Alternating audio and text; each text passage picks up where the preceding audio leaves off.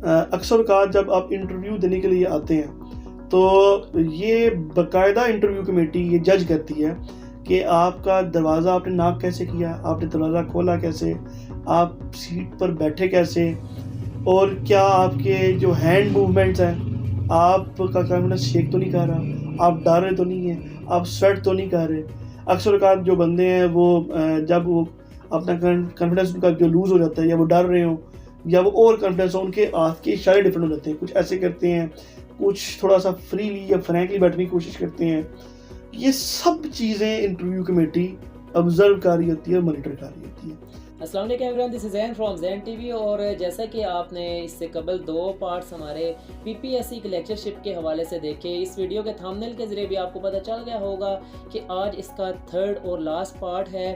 3 parts के अंदर हमने इसके जो पीपीएससी की लेक्चरशिप की जो जॉब आई थी, उसके लिए आप में से काफ़ी ज़्यादा स्टूडेंट्स ने अप्लाई किया होगा, तो उनकी हेल्प आउट करने के लिए अमून भाई से हमने टाइम मैनेज किया, क्योंकि इनका काफ़ी ज़्यादा इसमें एक्सपीरियंस है और इन्होंने खुद भी एक गवर्नमेंट एम्प्लॉय हैं और गवर्नमेंट ऑफिसर हैं, एजुकेशन डिपार्टमेंट के ही हैं, और इन्होंने खुद भी इन्हीं टेस्ट के ज़रिए ही जॉब्स तक पहुंचे हैं, तो इनका काफ़ी ज़्यादा एक्सपीरियंस है। और अपने जो कोलीग्स हैं जिन्होंने पीपीएससी का एग्ज़ाम पास करके एक अच्छी पोस्ट तक पहुंचे हैं, उनसे भी इन्होंने काफ़ी ज़्यादा मशवरा लेकर आज हमारे सामने ये बैठे हैं। और तीसरा पार्ट है जो इसका, वो अभी हम डिस्कस करने जा रहे हैं। 2 पार्ट्स आपको मैं बता दूँ कि दोनों पार्ट्स के जो लिंक्स हैं नीचे कमेंट सेक्शन में भी पिन है, और इसके साथ साथ ये जो ऊपर इस वक्त कार्ड के ज़रिए भी आपको नज़र आ रहे होंगे, इस पर भी आप क्लिक करके उन पार्ट्स तक जा सकते हैं। लेकिन उससे पहले आप मुकम्मल वीडियो को देखें, और वीडियो के एंड पर भी आपको एंड स्क्रीन के ज़रिए दोनों पार्ट्स के मैं अपलोड वहाँ पर भी ऐड कर दूँगा। आप पहले इस पार्ट को देखें, या अगर आप फर्स्ट हैं इस पार्ट पर, इससे कबल आपने 2 पार्ट्स नहीं देखे, तो मेरा आपके लिए मशवरा यही है कि पहले वो 2 पार्ट्स वीडियोस में देख लें, ताकि आपको एक सीक्वेंस से आपको मुकम्मल समझ आए कि हमने पहले क्या डिस्कस किया और अभी हम क्या डिस्कस करने जा रहे हैं। तो जो 3rd पार्ट है उसको हम स्टार्ट करते हैं, और 3rd पार्ट में हम अमून भाई से ये पूछेंगे कि जो स्टूडेंट्स हैं उन्होंने पेपर अटैम्प्ट कैसे करना है, किस तरह टाइम को मैनेज करते हुए मुकम्मल पेपर को अच्छा अटैम्प्ट करना है, और जो उसके बाद इंटरव्यू की बात करेंगे कि इंटरव्यू किस तरह से देना होता है, और इंटरव्यू में कौन सी बातें नोट की जाती हैं जो इंटरव्यू लेने वाले होते हैं, जिसकी वजह से उन वजूहात से जो कि हमारे अंदर कमियां होती हैं उनकी वजह से वो हमें सिलेक्ट नहीं करते। तो आज की वीडियो इसी टॉपिक पर है। तो अमून भाई से अब पूछते हैं कि हमने पेपर जो है कैसे अटैम्प्ट करना है और इंटरव्यू कैसे प्रिपेयर करना है। तो अमून भाई, हमारे जो स्टूडेंट्स हैं, जो व्यूवर्स हैं अभी है हमें इस वक्त देख रहे हैं, उनको आप बताते चलें कि पेपर को अटैम्प्ट कैसे करना है 2 पार्ट्स की शक्ल में। तो उनको काफ़ी हद तक आपने इन्फॉर्मेशन दी, उनको समझ आई होगी, लेकिन जो लास्ट और इम्पोर्टेंट है पेपर अटैम्प्ट और उसके बाद इंटरव्यू में जो सिलेक्शन होती है, तो इस हवाले से आप थोड़ा सा स्टूडेंट्स को गाइड कर दीजिएगा।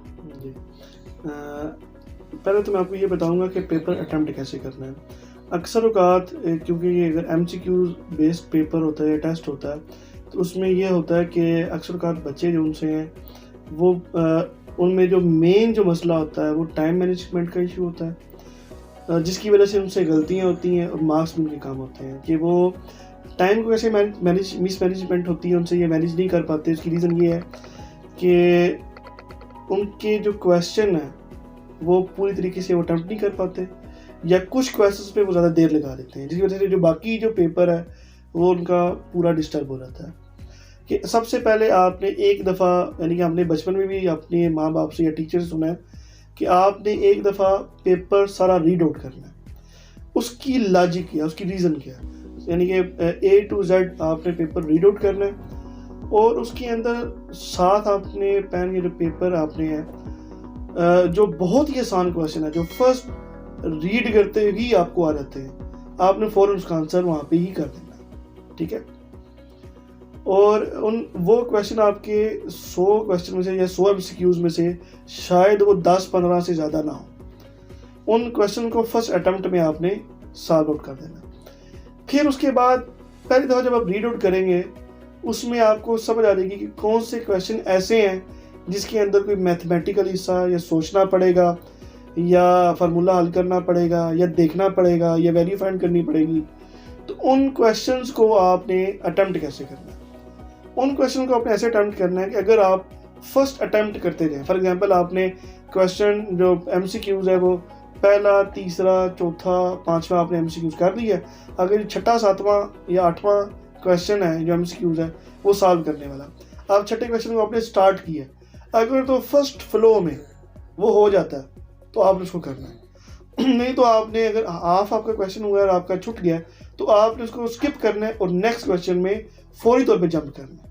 जो क्वेश्चन फर्स्ट अटेम्प्ट में होते जाएंगे, ठीक है, उनको आपने सॉल्व आउट करते जाना है। यानी कि ये उन क्वेश्चन से अलग है जो आपने पहली दफ़ा रीड आउट करते हुए आपने किए। अगर उसमें से आप देख लें 10 से 15 क्वेश्चन अगर आपने वैसे कर लिए तो इस तरह भी कोई 10 से 15 क्वेश्चन आपके इजीली सॉल्व आउट हो जाएंगे। तो आप ये समझ लें कि 100 में से जो 30 क्वेश्चन हैं वो आप फर्स्ट अटेम्प्ट में या फर्स्ट आवर में जो हाफ एन आवर है उसमें आप अटेम्प्ट कर लेंगे। आपने एक कम टाइम में पेपर को दूसरी तरफ दफ़ा देख भी लिया, आपको खुद भी अंदाज़ा हो गया कि आप इसमें से कौन से क्वेश्चन ऐसे हैं जो मैं अटेम्प्ट कर सकता हूँ। जब आप उन क्वेश्चन को अटेम्प्ट कर लें, उनमें से भी कुछ ऐसे होंगे जो स्टिल सॉल्व आउट नहीं होंगे उस अटेम्प्ट में भी, उनको भी आप स्किप करते रहें, लेकिन स्टिल आपके उसमें से आपके 15 या 20 क्वेश्चन आपके उसमें से अटेम्प्ट हो जाएंगे, थोड़ा सोच समझ के।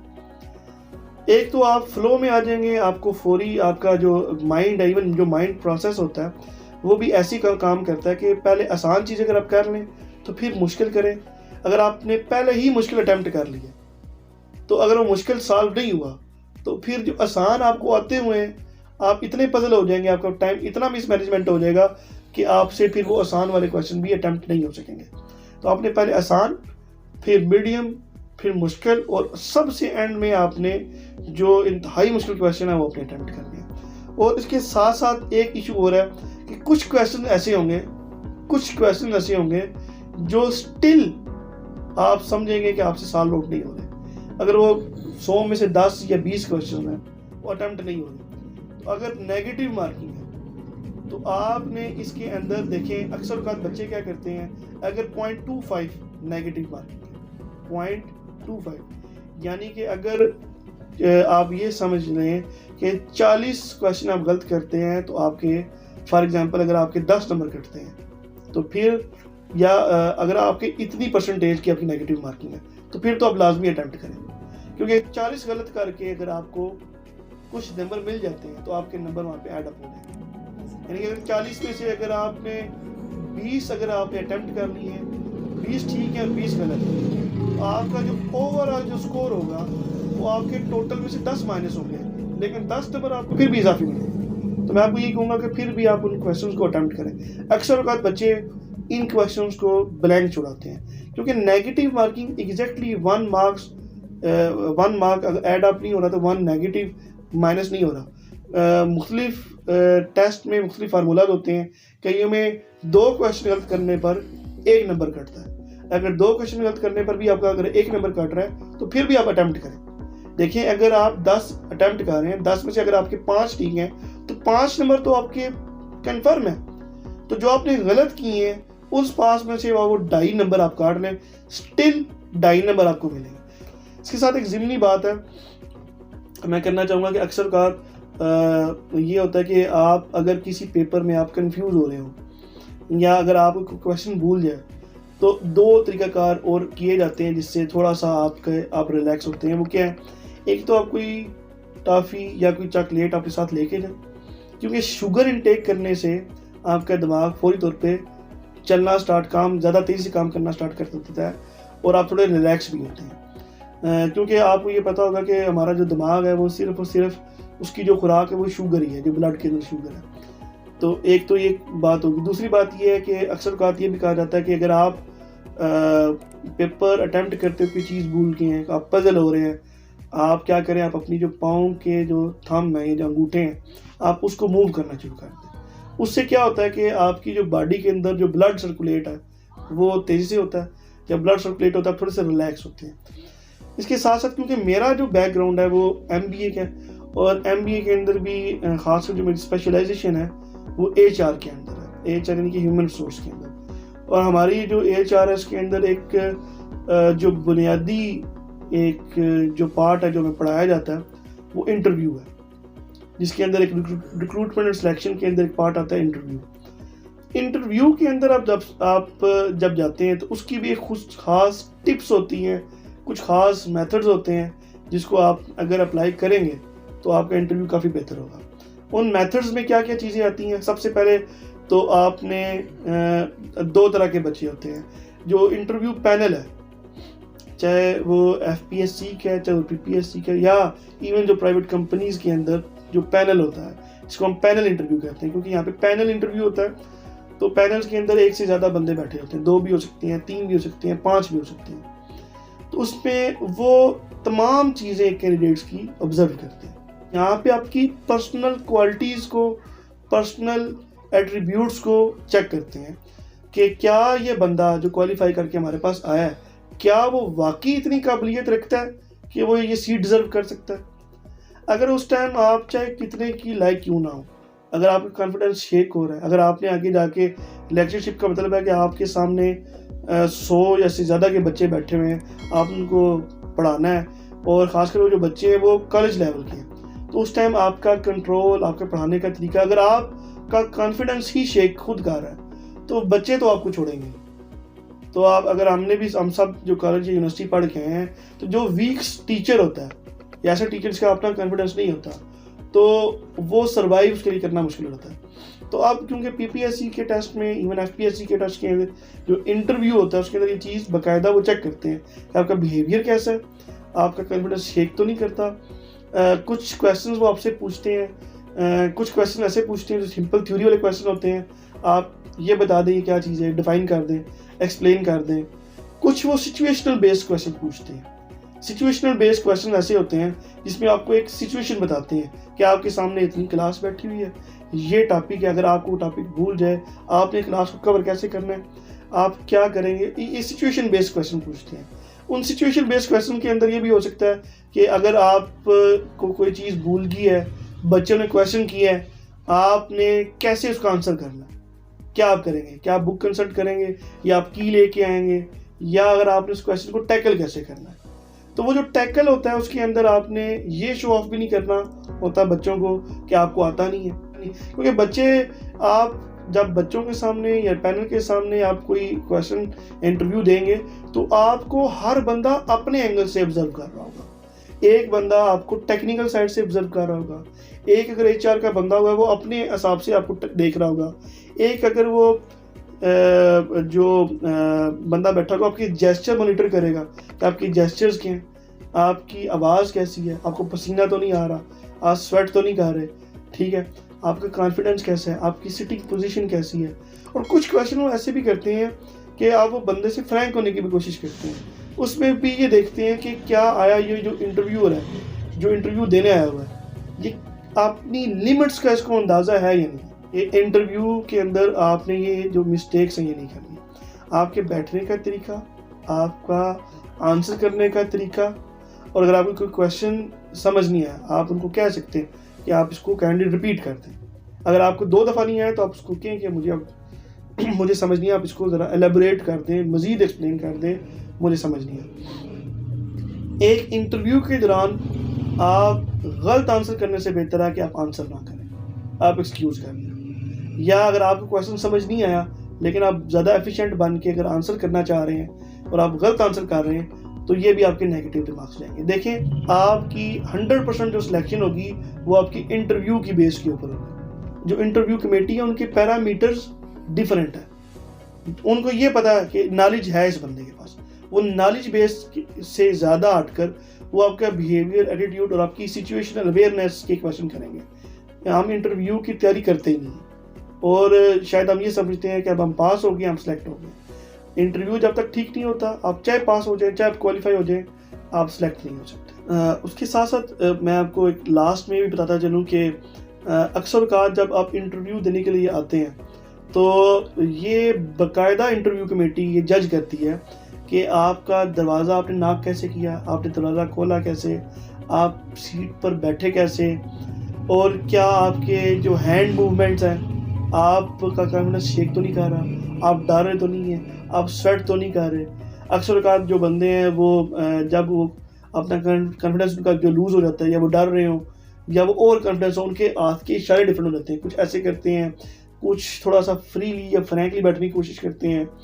ये सब चीज़ें इंटरव्यू कमेटी ऑब्जर्व कर रही होती है और मॉनिटर कर रही होती है। तो ये जो इंटरव्यू होता है ये काइंड ऑफ एक ऐसा सेट पैटर्न या रूल्स होते हैं जिसको आपने फॉलो करना है, जिसमें कुछ आपने बातें, आपको अपनी लिमिट का अंदाज़ा हो कि आपने कौन सी बातें करनी है और कैसे करनी है और कौन सी नहीं करनी।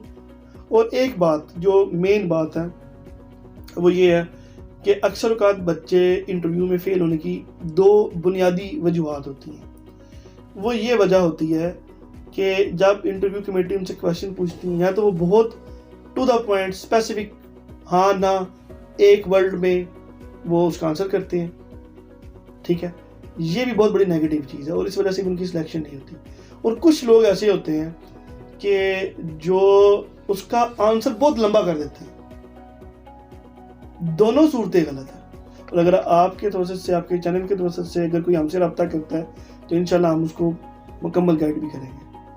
जी, तो ये था स्टूडेंट्स इसका वीडियो का जो पार्ट 3 था पीपीएससी की लेक्चरशिप की जो जॉब्स आई हैं रिसेंटली बीपीएस 17 पर, उसके हवाले से आपको कंप्लीट अमून भाई के ज़रिए इस चैनल की वसातत से आपको बताया गया 3 पार्ट्स की शक्ल में। इसके पार्ट फर्स्ट में हमने डिस्कस किया कि कौन से तलबा पास होते हैं, कौन से तलबा फेल होते हैं और इनकी रीज़न्स क्या होती हैं। और पार्ट सेकंड था जो उसमें हमने डिस्कस किया कि आपने पेपर की तैयारी कैसे करनी है और किन बुक से करनी है। और जो थर्ड पार्ट जो कि आज आपने ये मुकम्मल वीडियो देखी, इसमें हमने डिस्कस किया कि आपने पेपर को अटेम्प्ट कैसे करना है, टाइम को मैनेज कैसे करना है, पेपर को अटेम्प्ट करने के जो मेथड्स थे अमून भाई के जो एक्सपीरियंस में थे और जो इन्होंने मुख्तलिफ लोगों से, मुख्तलिफ जो ऑफिसर से ऑब्ज़र्व करके उनसे क्वेश्चनिंग करके जो नॉलेज गेन किया वो आज आपके साथ इन्होंने शेयर कर लिया। तो उम्मीद है कि मुकम्मल इसकी समझ आ गई होगी। यही कहूँगा कि अगर आप जो इस वक्त हमें वीडियो में देख रहे हैं, आपसे ये कहूँगा कि अगर आपने इसके जो पार्ट फर्स्ट और पार्ट सेकंड नहीं देखा तो इसको मुकम्मल एक दफ़ा 3 पार्ट्स को देखें, टाइम निकाल कर देखें और इसमें जो बातें बताई गई हैं उनको ऑब्ज़र्व करें। तो उम्मीद है कि इसके पार्ट 3 के हवाले से भी आपको समझ आ गई होगी। तीनों पार्ट्स को आप देखें।